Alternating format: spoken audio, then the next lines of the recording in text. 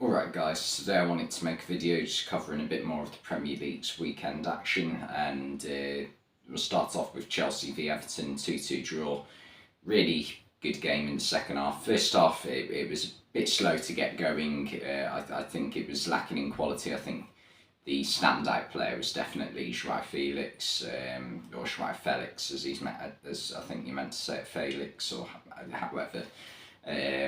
He was superb throughout the half, just constantly providing little touches or little flicks that just played Chelsea in, but they were never able really to take advantage of it. So it counted for nothing in the end, and Everton never really looked too troubled by anything Chelsea came at them with in the first half. But Felix continued his hot form into the second half and took a chance brilliantly. And Everton have this way of defending under Sean Dyche where usually with centre backs it'll be one goes towards so if a player's got the ball on the edge of the box like Felix does, it'll be one player goes towards the ball and one stays back, and so they both have a chance of blocking it. But the shot's that perfect that it just manages to just roll into the bottom right corner, and if that shot goes anywhere else on target on the goal, it probably doesn't go in because the player's in the way of it. It was an absolutely perfect strike, and Everton responded well. Their main threat in this game was always going to be the set pieces, and that they managed to score one from a set piece, flick on from an initial header from Tarkowski for Decore, just about got it over the line as much as Havertz tried to clear it, and then Havertz put Chelsea back in front with the penalty. And for me, the penalty, it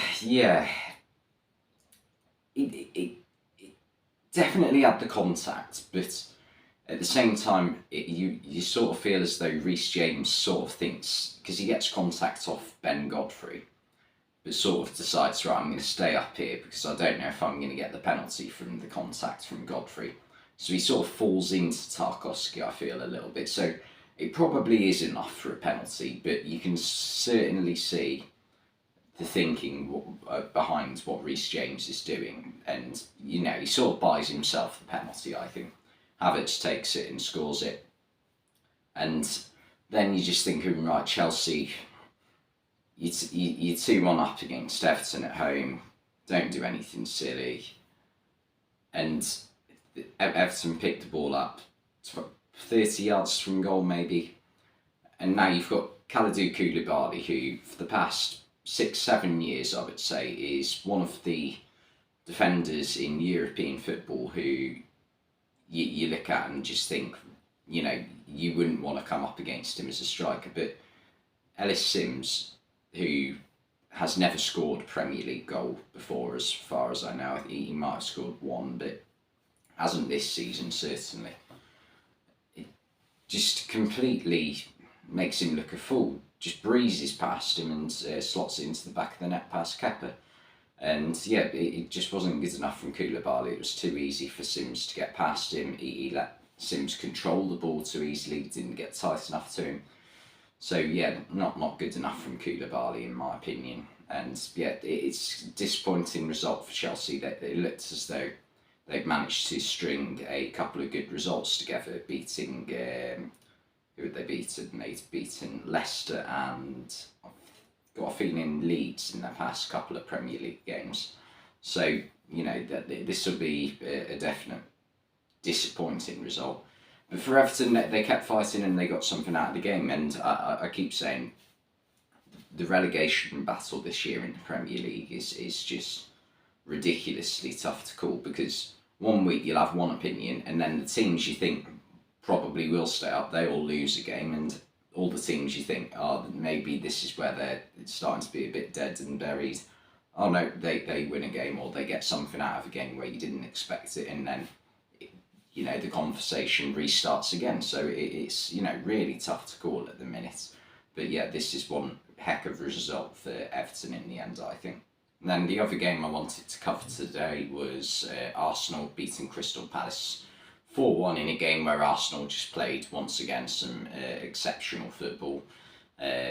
All the goals were really well worked. But having said that, though, the opening 15 minutes, there were a couple of occasions where Crystal Palace nearly caught Arsenal out, and the main one being Zaha hitting the post, obviously, where Ramsdale actually got a touch on it, and it could have come back off the post onto Ramsdale and then gone in. So there was a bit of luck to it for Arsenal. They did ride their luck a little bit, but I mean, for the rest of the first half, some of the football was absolutely gorgeous, to be honest. The first goal coming from Martinelli, it came from a brilliant interception from Ben White. And the big question for this game was how were Arsenal going to cope without William Saliba, who's been such an important player for them this season. Were they going to put Ben White in at centre back, or would they put Rob Holding in? And they went for Rob Holding, who in the end had a reasonably decent game. But Ben White, for someone who apparently doesn't, have much of an interest in football, the intelligence he has in certain situations, where to position himself, when to go, when to stay, it is brilliant, really. And yeah, he did really well to intercept it. And a few passes later, Martinelli stuck the ball in the net. And similar thing for the second goal with Saka, a really nice 1-2 down the right, and a tidy finish from Saka. So it was just so simple from Arsenal sometimes, the way they play football, and that has been the case throughout the years. It's not like Arsenal, like this is like a new sort of formula or way of playing football for them. It's just that they've been doing this style of like really quick, intricate passing for a good 20 years now. Obviously, pretty much it was Arsene Wenger who properly, I don't know what words he's installed it into the team, if that makes sense. But the difference now, I feel, compared to the past 10 years or so, is that it seems that they finally have like a backbone to the team. It is, in my opinion, like it's not just a few players who are technically brilliant, but like lacking quality in other positions or lacking steel.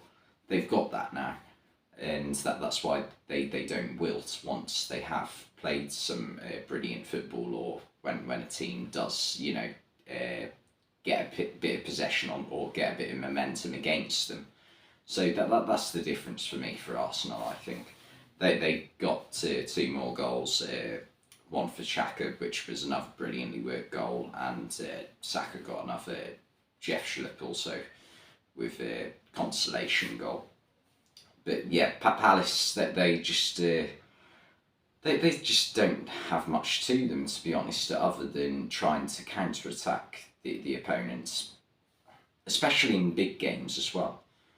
I can't remember a time this season where Palace have actually won like a game where it's a shock result almost. I think they lost it against City earlier on in the season after going 2-0 up.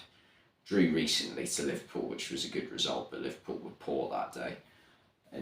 They just don't seem to be able to pull off a shock result. Like Selhurst Park, I know this was at the Emirates, but Selhurst Park, I think, has just lost its fear factor a little bit this season. I don't know why it is, to be honest, and they really do need to be careful, but because although they're 12th in the table, they are only 5 points from the bottom of the table, I think, which is, once again shows how close it is in the relegation zone this season. But yeah, this is another huge result for Arsenal in their attempt to win their first Premier League title in 19 years. And yeah, I definitely think they're more than capable of doing it. In fact, I think they're probably the favourites now, after they've got over that little stumble they had about a month ago. But they're just playing some absolutely champagne football at the minute, and yeah, it's amazing to watch. And Mikel Arteta's just doing an amazing job for them, isn't he?